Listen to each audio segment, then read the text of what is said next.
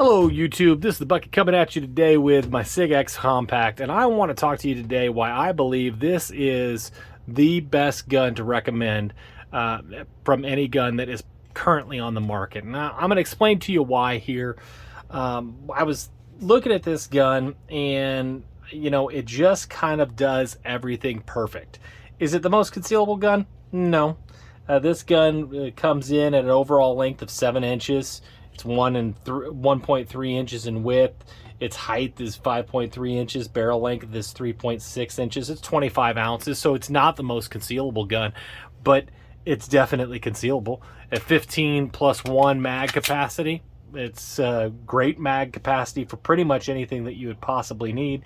When you get into a lot of micro compacts, they're getting pretty large in their mag capacity, but this is a double stacked handgun. I find that most people that I recommend shoot double stack very, very well.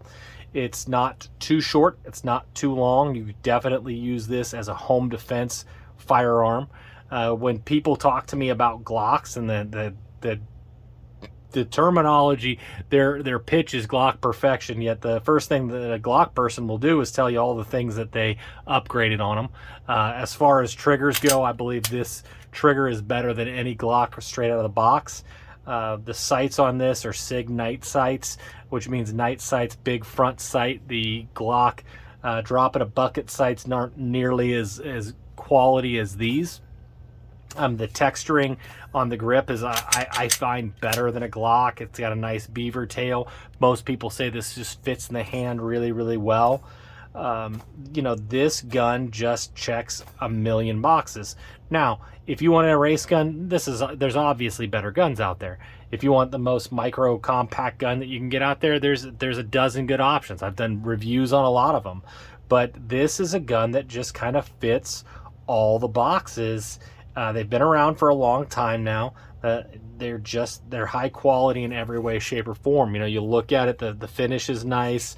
It's just well produced. Because of the modular system, you could upgrade and get different sizes that you could go with. It's got an optic cut on it. It's just everything about this is a great gun. And you can kind of see that with the new Sig Spectre series. The Sig Spectre Compact is ostensibly this gun. Now, they made a gold trigger and a gold barrel. They put slide cuts on it, but other than that, it's the exact same gun. And this one's a lot cheaper than the Spectre. Now, if you like the gold barrel, great, go get it. I'm not saying that this is the only gun that you can purchase, but if you were to ask the Bucket and I knew nothing about the situation, what gun would you recommend? No Glock would fit the list. This gun would be the first thing that I'd recommend.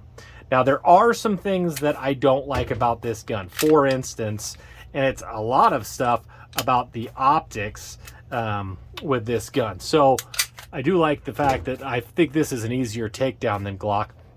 When they made this gun, this was the optic plate that they used, and unfortunately, because the Sig P320 series was out really before optics were a major thing, you actually have to disassemble the slide to get to the bolts to get this optic plate off. I don't like that. That is definitely a real problem with this gun.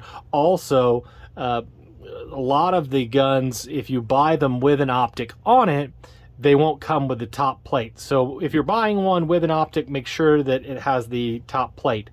Also, they have proprietary footprints, and they're really only recommending the Sig Pro 1, and those run like $500.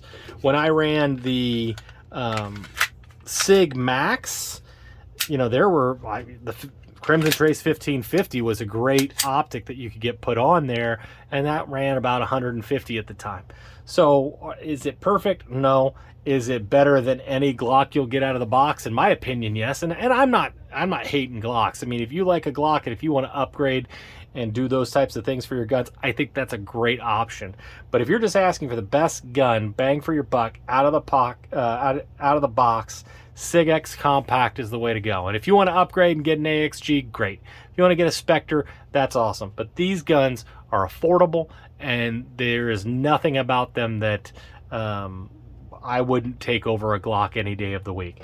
So I know I'm going to get some hate from a lot of the Glock people out there, and that's fine. Go ahead, leave comments down below. And again, thank you guys for supporting the channel. Likes, shares are always appreciated. And as always, you stay classy, YouTube. I learned a lesson.